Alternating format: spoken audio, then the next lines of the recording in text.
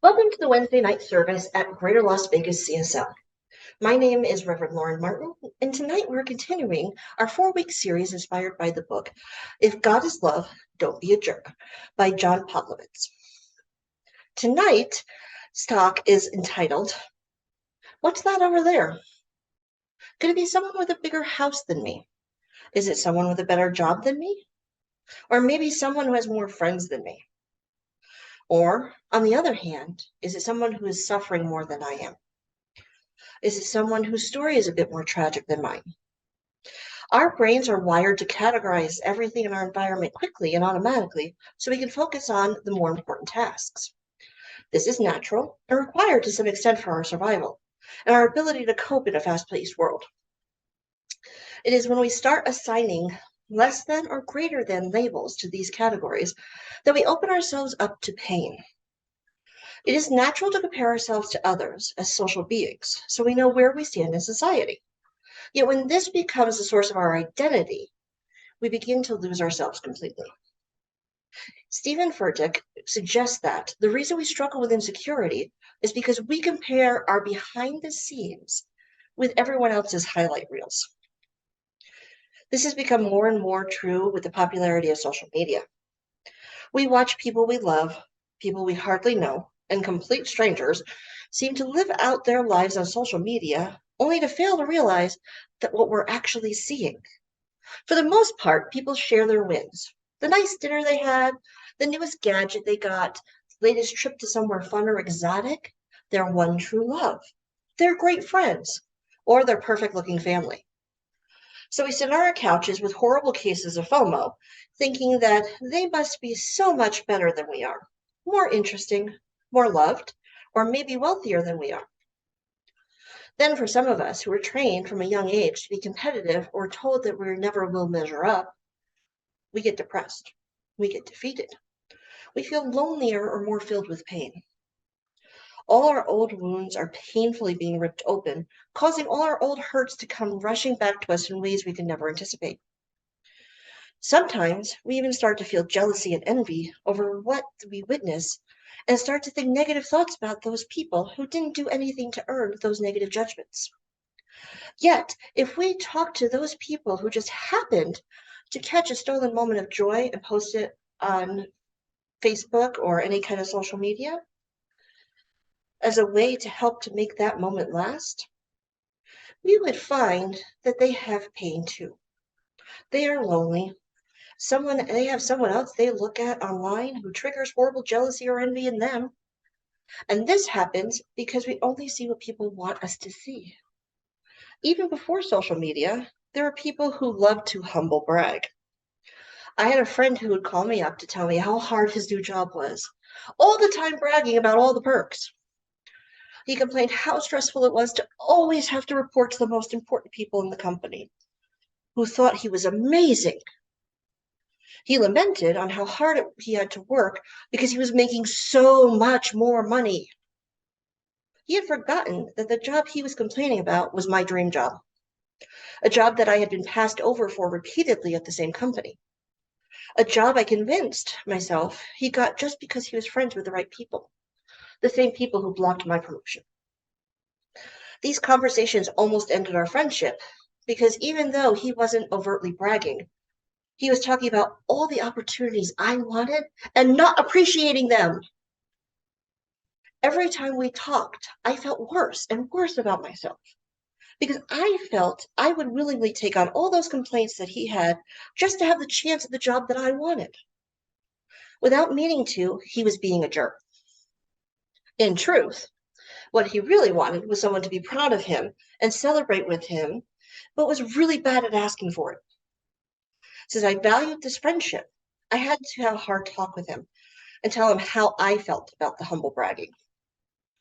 I told him it hurt me to talk about his job that I wanted, and I was still mourning not getting. I told him how these conversations trigger my feelings of not being good enough, because I was passed over for this role, even though I had been with the company longer, was one of the top performers, and often outperformed him. Taking responsibility for my own feelings, I told him I needed him to talk to me about these things in a different way. If he needed to complain about the job, that was okay. but to put it in a way that also pointed out how important that job was to the company was no longer okay. He had never meant to hurt me. He just never learned to celebrate his wins in a healthy way. He was raised to be very conservative with his emotions, so when he sought approval, he couldn't do it outright. He needed a way to celebrate that was less offensive in his mind, so he humble bragged.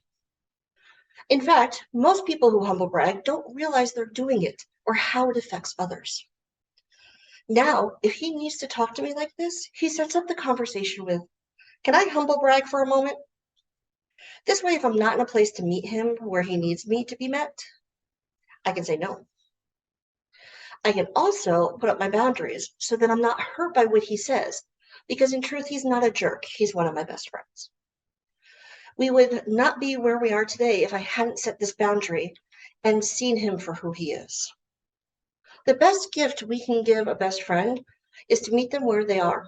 Remember to see the God in them no matter what they're going through, and giving them space to feel their feels, even though we also need to remember to remain safe ourselves. Now, the people who brag just to brag are another can of worms altogether. Who wants to be around somebody who always has a fantastic story, or the newest toys, or the perfect Pinterest life?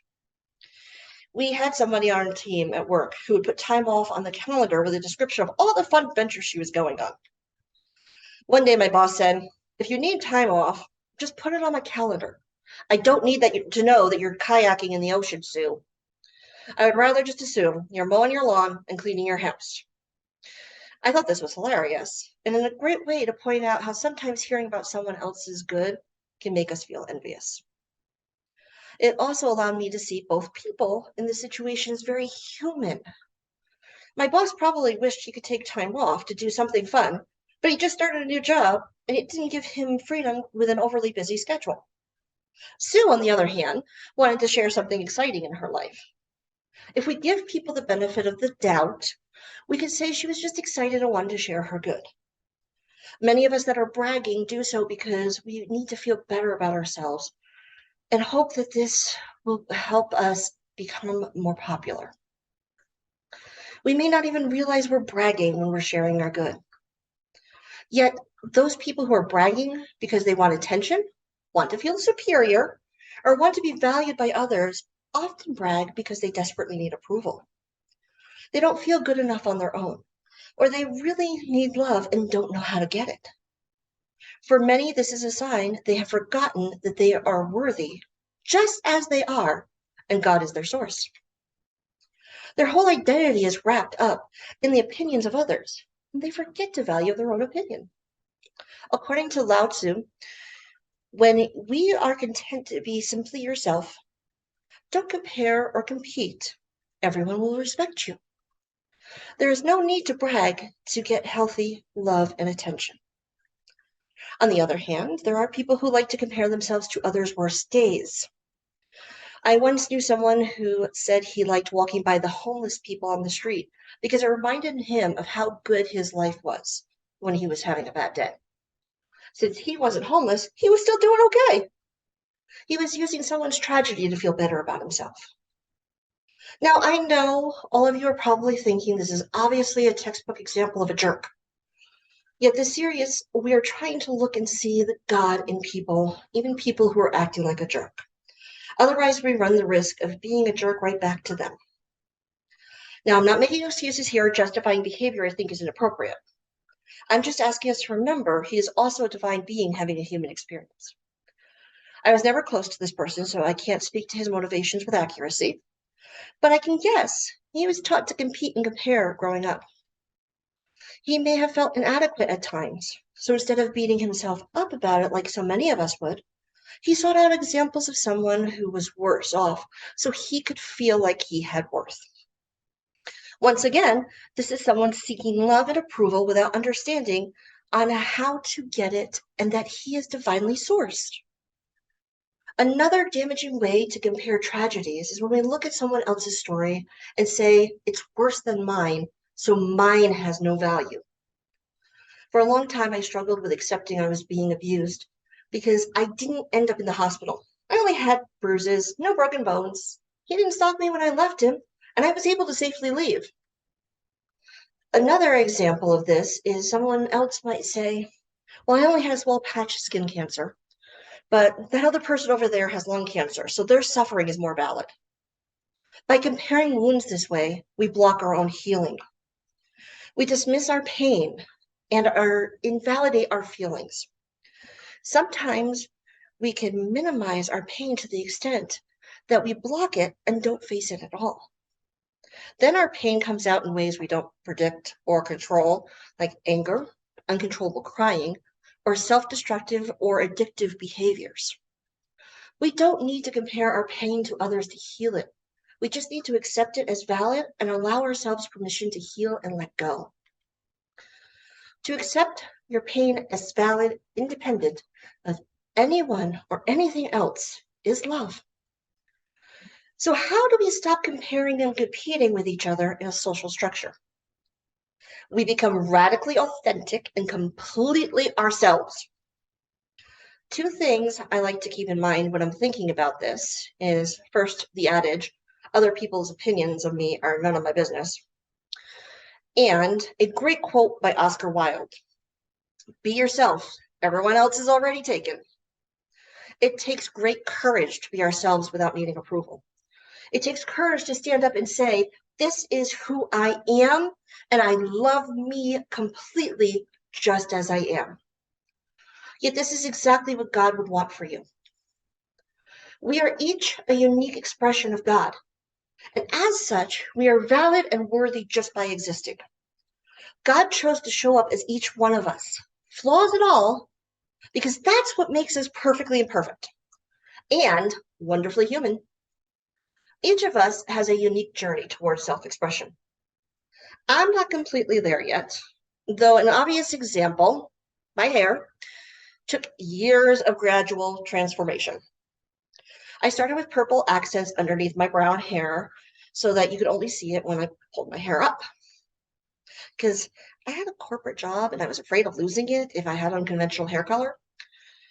I then gradually added more and more purple highlights, yet still keeping most of my hair brown so that in my mind, my job was still safe. But I never fully felt like me.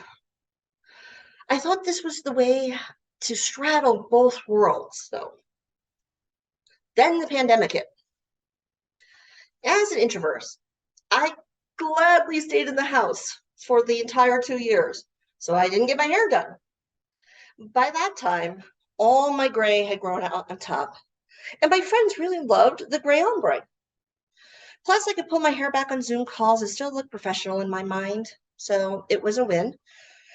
At this time, I was in ministerial school, working on a project for my ministry, and I realized that since part of my ministry was to help people be their authentic selves, I kind of had to do that too.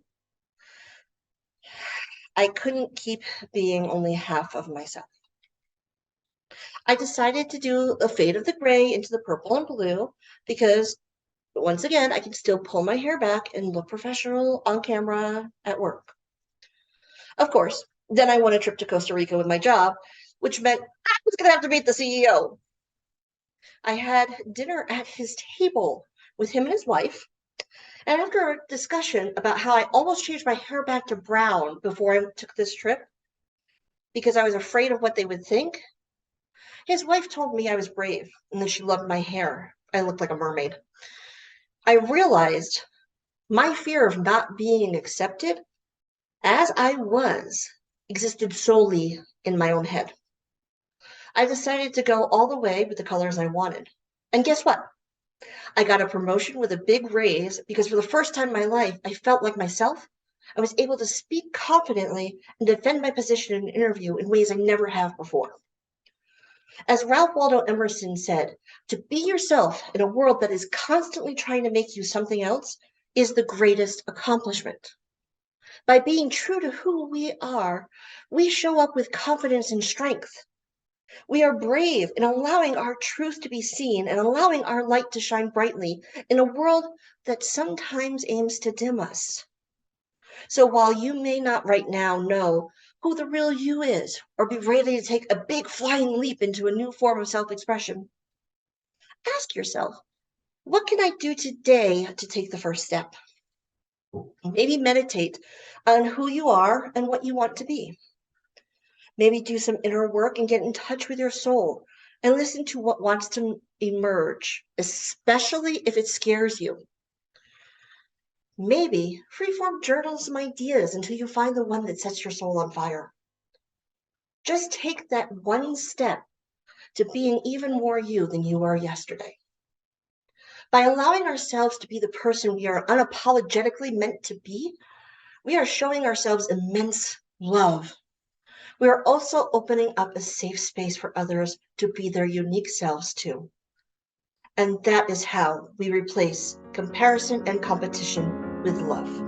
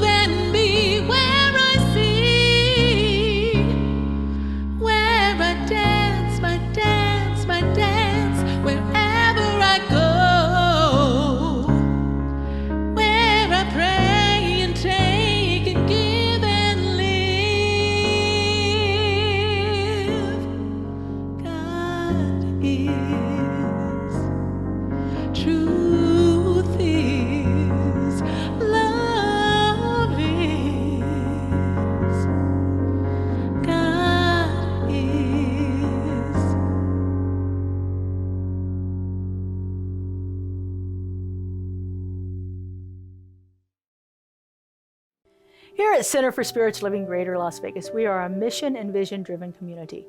We offer transformative educational opportunities, deep and meaningful moments of connection, uplifting Wednesday and Sunday services. We greatly appreciate your contributions that support the amazing work we're doing here in Southern Nevada. We have several easy ways you can contribute.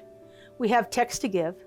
Simply text the amount of your donation to our text to give number, and you'll be prompted to enter your information. There's a link to our online donation page posted below this video where you can contribute by debit or credit card. And of course, you're always welcome to send a check to our office if that works better for you. All of your contributions go to support the great work that we're doing here in Greater Las Vegas community.